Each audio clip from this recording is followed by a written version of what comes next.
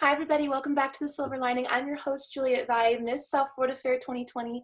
And today I have an amazingly special guest. I have the current Miss Utah 2019. How do you pronounce your name, just so I don't butcher it? Dexonna. Dexonna. And then Yep. your last name is Talbot? Talbot. Talbot. Yeah, it's a Talbot. weird name all around. So Dexonna Dexonna Talbot. Talbot. Good. Welcome here.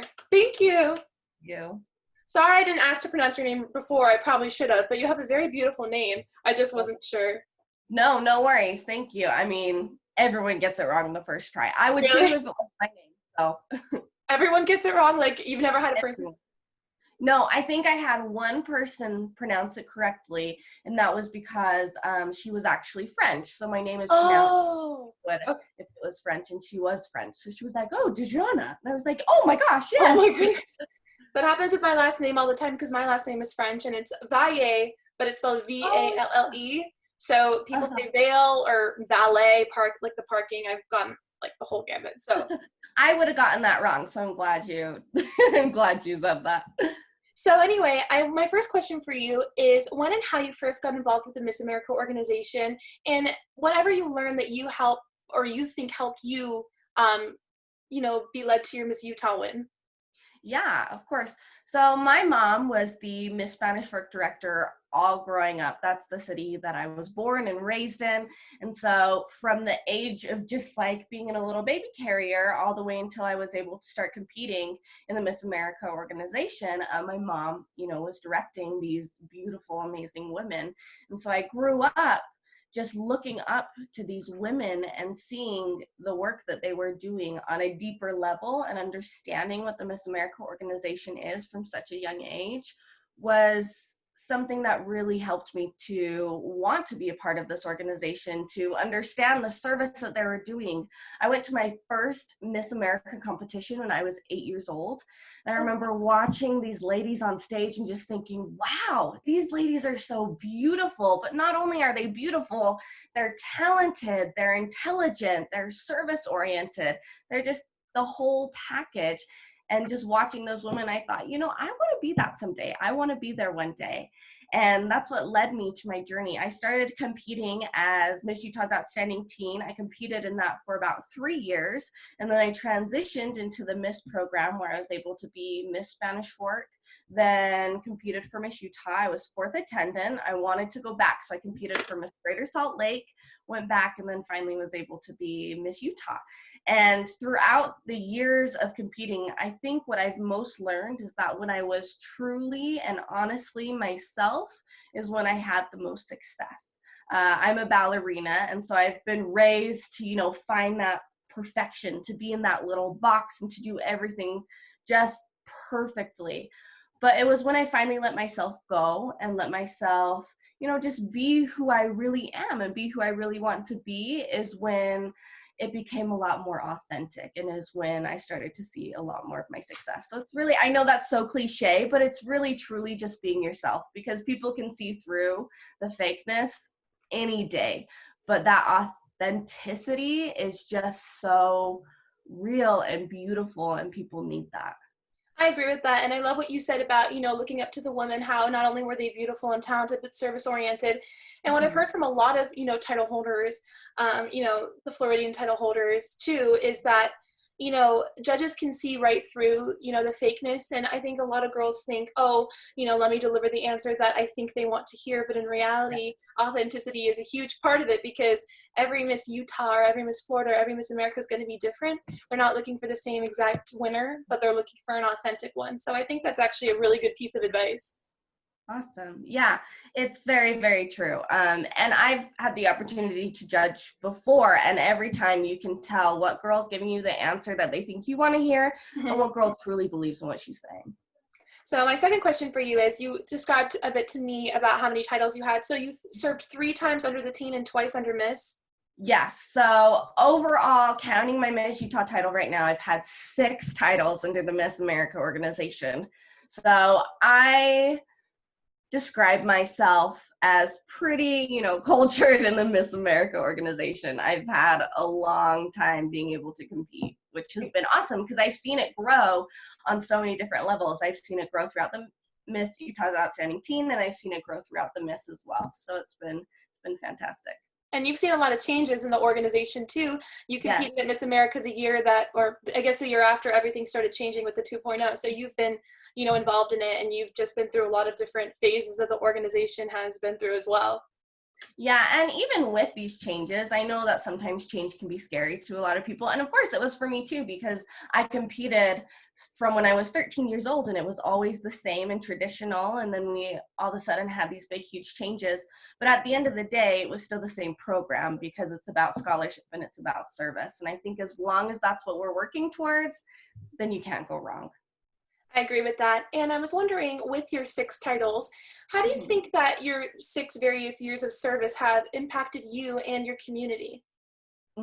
So I've been able to do a lot of different service projects, which has been completely amazing in my community, my city, Spanish Fork, but then also the state of Utah is just an altruistic state, and it's been fantastic to be able to serve with all of them. I've been able to serve with multiple different organizations. My most recent one is Who Lives. They do clean water wells all over the world, but specifically in Africa, and I was able to travel with them to Uganda, Africa, to be able to put in one of these clean water wells. And it was just the most humbling experience to understand what people go through on a day-to-day basis. I mean, when we brought these clean water wells, they were so excited for something that is such a necessity that I could go and drink out of my tap and, it would be okay. But for them, they had to drink and bathe and wash their dishes in these just filthy, filthy water. And so being able to bring them this necessity was something that really changed my outlook on life. So I've had the opportunity to serve with a lot of different organizations and just been able to see how wonderful people are. I mean, people are so talented and amazing and have created these just beautiful ways to help others around the world. And so I've been really honored and really blessed to be able to do what I do, to be able to have the service that I've had, because at the end of the day, it's just taught me humanity and to understand that each person is going through something so incredibly different. And, you just have to be there for them, because you never know what someone else is going through. I think that is such a beautiful, inspiring answer. I was not prepared for that level of amazingness, but I think that's just what being a title holder is all about. I think everything you said is just a perfect representative of what a Miss America title holder should be. But even your service is extending out of your state, your region, America, you're all over the world with your service. And I think that's pretty amazing. Um, so anyone that knows the Miss America organization knows that the way it differentiates itself is through a talent portion.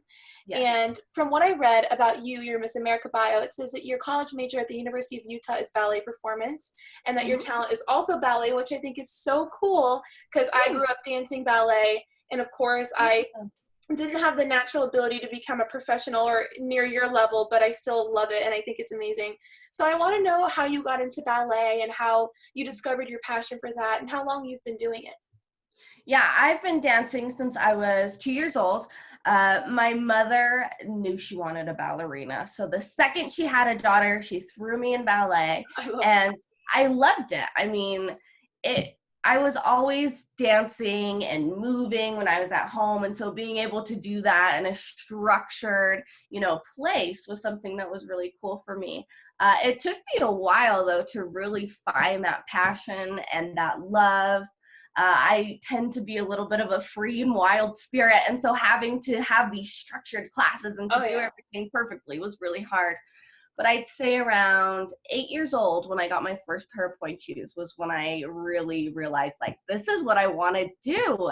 And I was able to wear those point shoes, and it hurt so bad, and my feet were so sore, but I saw myself in the mirror, and it was just so beautiful. And I was able to do something that was almost inhumane. And I love ballet, and now I love the discipline and the structure.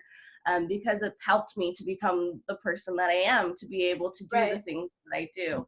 And so I attribute a lot of my successes to, starting in ballet. I have loved it. The University of Utah has a phenomenal program. I knew I wanted to go to the University of Utah to do their ballet program since I was about 12 years old.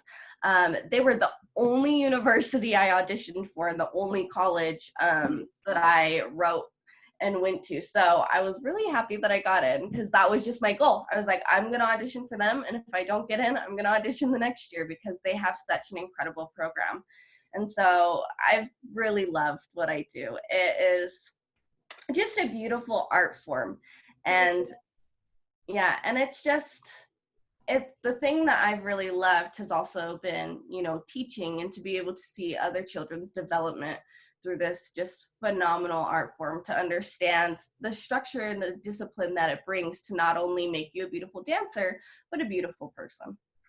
And I have an extra question because, well, first off, let me just say I completely agree with you in the fact that, ballet does require so much discipline. Like I said, I am not near your level, but, as a kid, I was very serious about it and I considered it even as a career, although I, found out maybe this isn't for me. But I went to Miami City Ballet, and the discipline that they ingrain in you really helps you, like, as a person. I have talked to so many of my friends, and even if they venture off into different careers, they're never late, they never slack off, and that's because of their ballet training. So I'm sure you can agree with that, and I'm sure that discipline helped, fester itself into your discipline in getting ready for Miss Utah. Yeah, of course. And I have a question too about your college major. I know there's a lot of dance majors and, theater majors, but I've never heard of a ballet performance major. Is that like a rare thing that is only offered by a select few universities? It is. Not many universities have this BFA in ballet performance. So being able to stick to that major in a university is a very selective process. And you, of course, have to audition and to make the university. There are a few throughout the country, but it's far and few between. The University of Utah actually has the 5th best ballet program in the nation, though. So I've been really lucky to be able to dance with them. Their professors come from all over the world and are just, oh my goodness, phenomenal. They are so talented.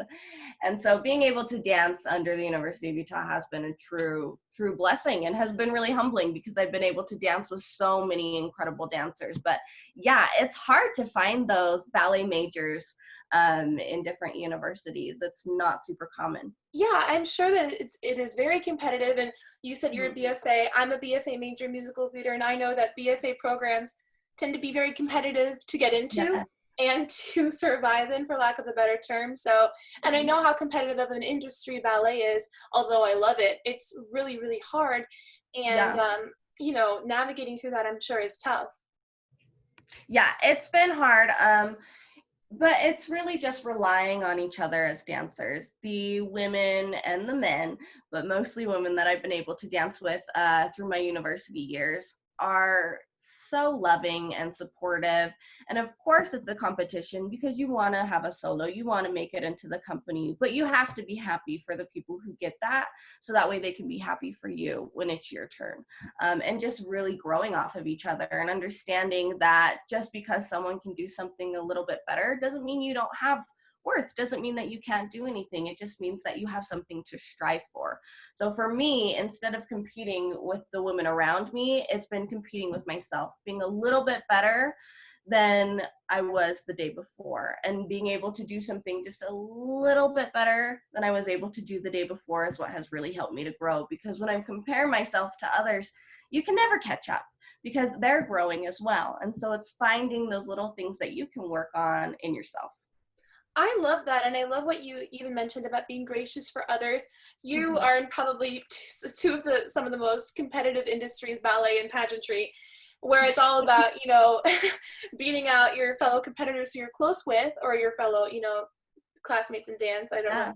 But, what you said about, being happy for others and working on yourself and not comparing yourself to other people, I think that's another stigmatism that surrounds pageantry, is that the girls are cutthroat.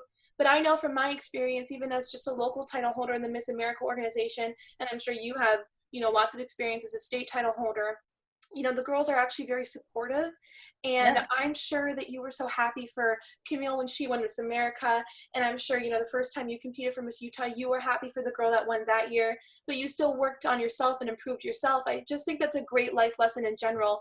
I think as title holders, it is so important that not only are we just good in all the four pillars of the crown, but we're also gracious. I think that's just a really underrated and not talked about enough sort of quality.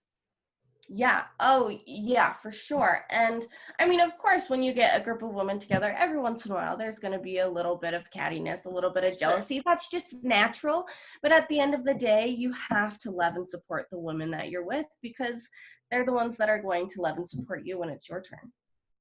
And speaking of winning and speaking of love and support, I know this is a cliche question. I even wrote that in You did. I loved it. It was super cute. but I want to know how you felt when you won Miss Utah because, you know, and like I said, it is a cliche question, but that moment is Mhm. so grand and so big that it's just hard not to ask you about it.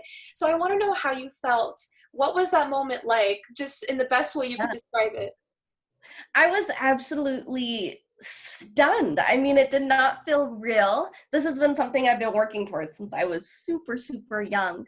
And so having my name called as Miss Utah 2019 was just, I don't know, it was such a surreal experience. And to this day, it still feels really surreal. Some days I forget I miss Utah. I'll just be walking around the grocery store with my mom and I'll look at her and be like, hey, I miss Utah. And she's like, yeah, you're Miss Utah. I'm like, I forgot I miss Utah. Like, it's just one of those things that it feels so awesome every single day waking up and getting to know that I have the best job in the world. And one of these careers that I've worked for so, so hard, being able to finally be here is something it's been a wonderful year. I really can't describe it because it's just such a surreal feeling knowing that I'm finally here and that I'm finally getting to do what I set out to do.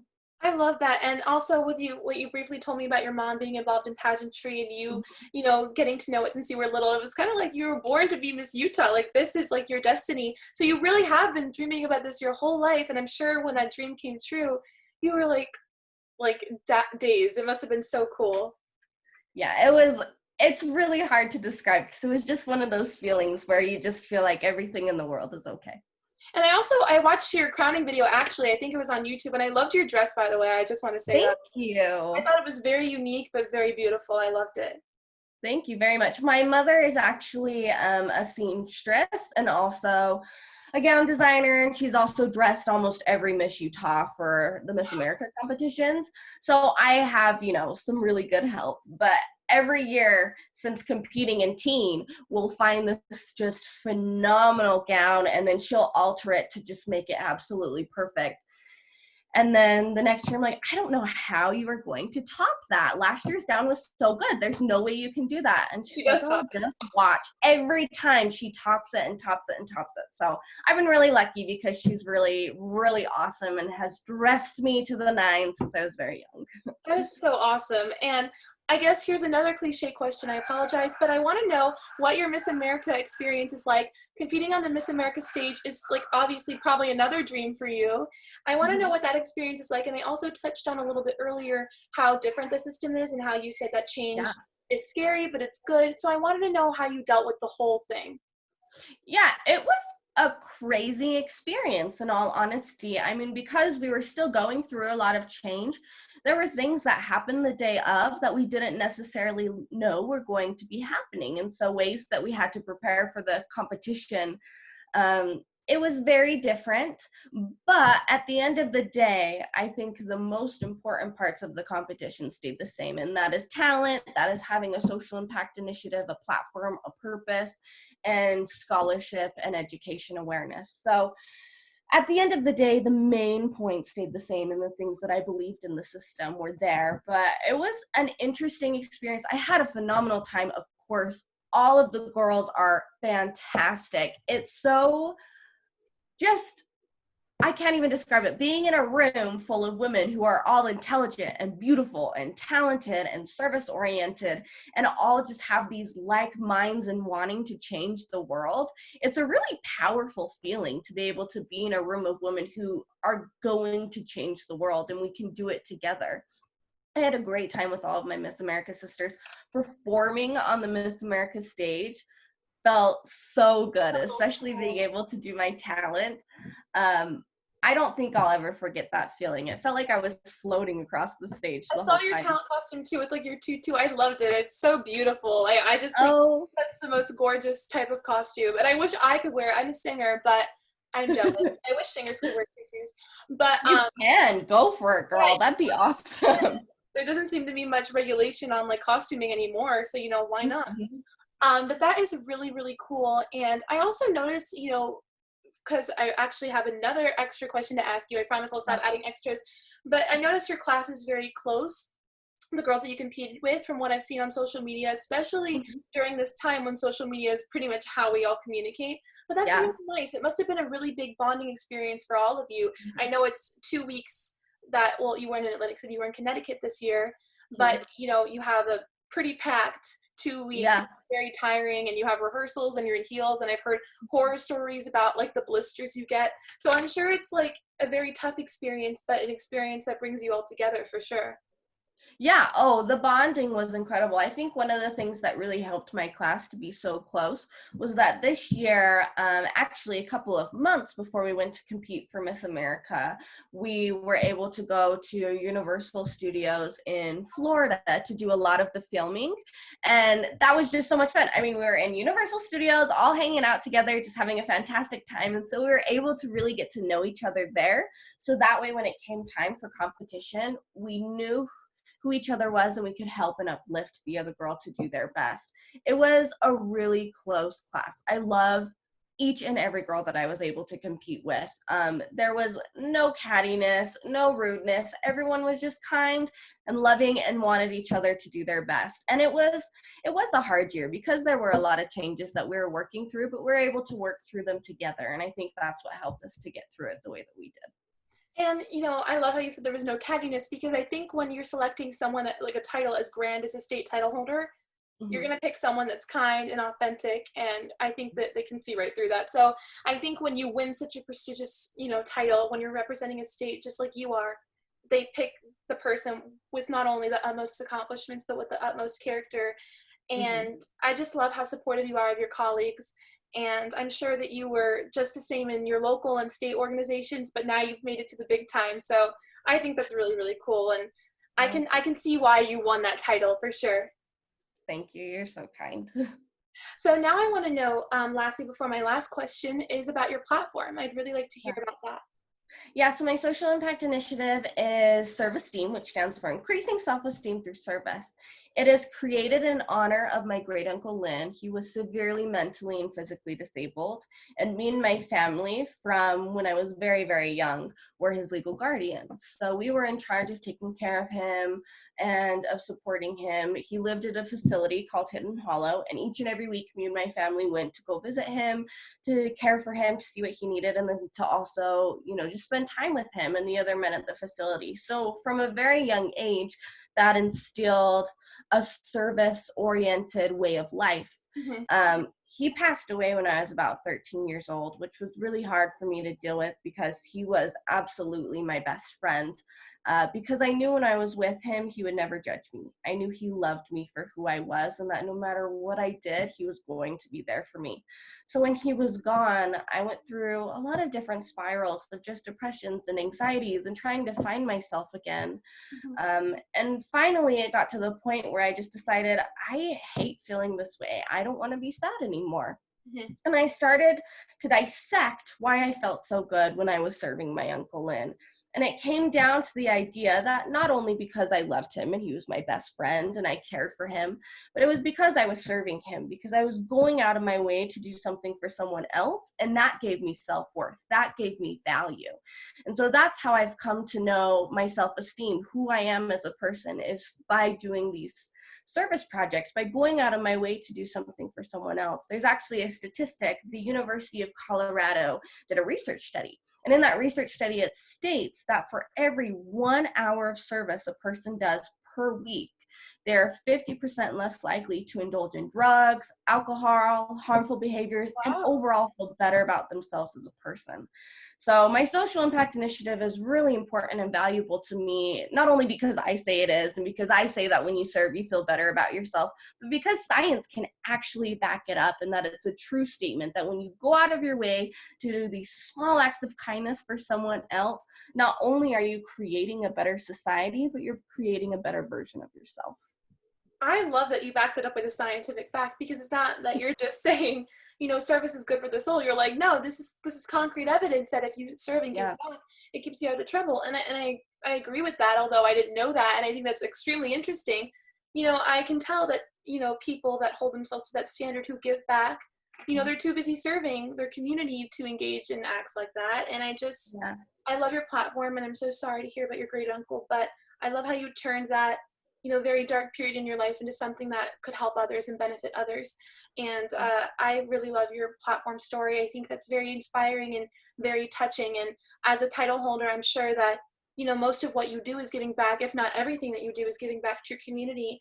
And yeah, I love that. I love that whole answer. Well, thank you. It's something that has really shaped me into the person that I am today, being able to use my social impact initiative to just serve others and to really understand, who I am as a person. It's a big contributor to who I am. And so I would just say to anyone, if you're ever going through anything and you just really are not feeling good about yourself, go and serve, because that is what's going to help you to understand who you are. And my last question for you, I swear this is the last question. I'm not going to add anything else. My show's title is called The Silver Lining, because Mhm. I like to invite people who find the best in every situation. And I want to know, what is the silver lining to you about, you're competing in pageants? What was the most important part of it all to you? Yeah, I think the most important part to me was actually the creation of my social impact initiative, of my platform. This is something that I created when I was 13 years old. So I've been working on this for about 8 years now, which is crazy to think. And it You're still has so young. it's so long, and it has always stayed the same. I've tweaked it here and there because I've learned new things about myself, and I've learned new things about volunteerism and service. But initially, it stayed the same, is that when we serve others, we feel better about ourselves. And I've been able to go all over the world, to be able to serve in Uganda, Africa, to be able to serve in Vietnam, to be able to serve in Mexico, and to just really give myself to the organization, to the program, and give myself to others and become an altruistic individual, has been the silver lining in competing in Miss America and the Miss America program. It's hard. Miss America is hard, and I don't think a lot of people understand that. There's so much that goes into it, and you have to work so hard for it, and it's just a minefield. It's a lot of mental accomplishments and physical accomplishments, and you're competing constantly. But at the end of the day, you're able to create something that can really change the world. And I think that's what's been the silver lining for me, is knowing that I have something that I'm going to use throughout the rest of my life to inspire individuals. And I came about this because of my, competing in the Miss America program. That was an amazing answer, and I am so happy I invited you to be on this show, because I knew as a Miss America title holder, you were going to be a very inspiring individual, and that's the whole point of this show, is to get people out there telling their stories. Because, honestly, same as you, I started a little bit later. I started as a freshman in high school, but I watched the Miss America pageant and saw those very inspiring women, and I wish that I had a show to watch like this, because I would love to hear title holders directly speak about their stories. So I know that, young women and young men look up to you, and, your gratitude, your support for others, and your discipline are just some of the qualities that I think make you such an excellent guest to have on here. And I am so appreciative you did this for me, because I know as Miss Utah, you must have such a busy schedule, but I really, really appreciate you coming on here. And I'm sure that everybody that sees this will be very surprised that I got someone of your caliber to come on here, because I just started this, but again, I'm so thankful. Thank you so much. Well, thank you for having me. You have been amazing. This has been so much fun, and I'm really excited to see where this goes for you. This is an amazing idea. I love what you're doing, so thank you for having me. It's been awesome. Thank you guys so much. Make sure to follow Dexonna on social media because she is serving a second year as Miss Utah, correct? Mhm. So you guys have extra time to catch up with her. I know I'm excited. So make sure you follow her and check me out. And see you guys next time. Bye.